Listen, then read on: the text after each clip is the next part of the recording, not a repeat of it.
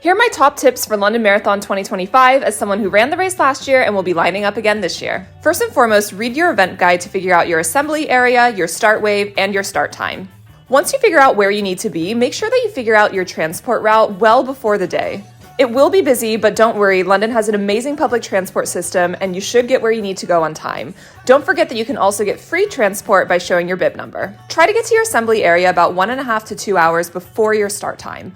I know it sounds like a lot of time, but trust me, it'll go by in a blink of an eye. There's going to be long lines for bathrooms, dropping off your kit, etc. And the last thing you want to do is feel rushed or stressed. Although the race organizers try to stagger the start times to avoid congestion, it will be busy at the start. The first 3 miles are also net downhill, so it's tempting to go out fast, but try to hold back and don't waste too much energy weaving in and out of the crowd. At 3 miles, all of the start lines will converge. It's definitely a busy time, so make sure that you watch out and don't get tripped up by other runners. One of the best parts about London Marathon is that you get an amazing tour of the city, and in your first half, you'll see 2 big landmarks, which are Cutty Sark and Tower Bridge. The crowds at both areas are going to be insane, and make sure that you take the time to soak it all in. If you can, turn off your music, take off your earphones, and just enjoy.